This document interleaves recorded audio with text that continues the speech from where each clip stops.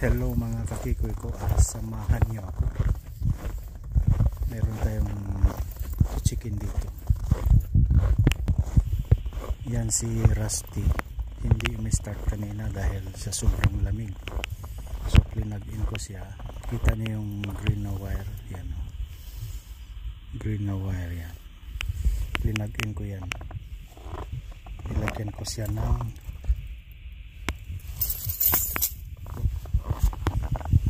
ilagyan ko siya ng heater sa loob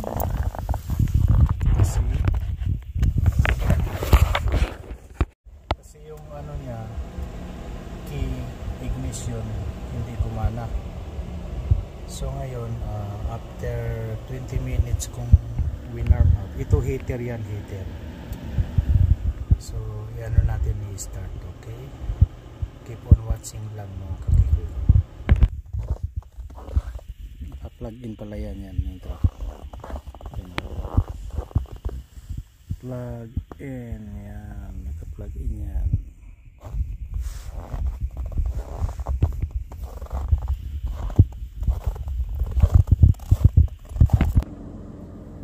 So ayun mga kakikoy ko, napa-start na natin dahil unang-una nilagyan ko siya ng heater.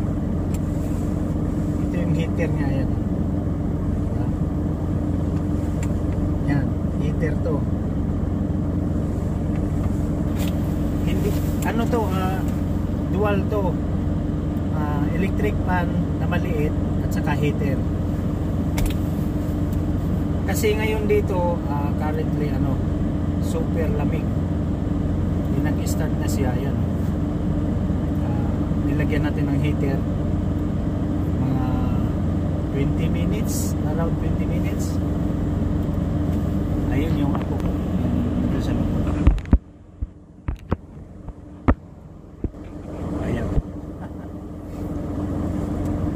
So ganun pa man, tumakbo siya, umandar.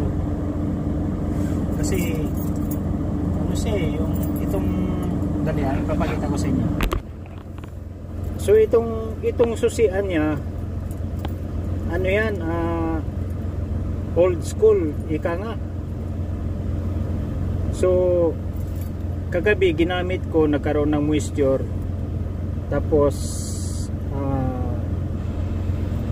overnight, nasit dito ng overnight yung siyempre yung moisture nagki-create ng yon, frozen, kaya ayaw umiko to. O yan, pinatay ko kasi yung i-try natin ulit. So i-start natin kung mag-i-start siya. Yan, i-start natin. O yan, ano na siya, wala na siyang frost kasi na warm up siya nalagyan ng heater So ayan, kung napapansin nyo, okay naman yung niya, yung battery okay siya. Tapos ito yung temperature gauge, medyo malamig pa talaga ngayon kahit itakbo mo pa ng 3 to 5 minutes, matagal ang angat yan. So ganun mga kakikoy ko. So yung gas niya nasa naman, almost over 1/4. Work truck ko lang to. Ayan. So yung gauge ng niya, langis, nakatagilid kasi pero nasa gitna yan i-ano natin. Ayan. So ano siya, mababa ng konti yung langis yan, pero okay pa yan. Chinik ko yan nung nakarang araw. So ayan mga kakikoy ko, in-update ko lang kayo kung anong nangyari sa Rusty but Rusty sa truck ni Kikoy. Ayan alright, nandun yung apo ko, karga ni Kikay. Ayan i-zoom natin.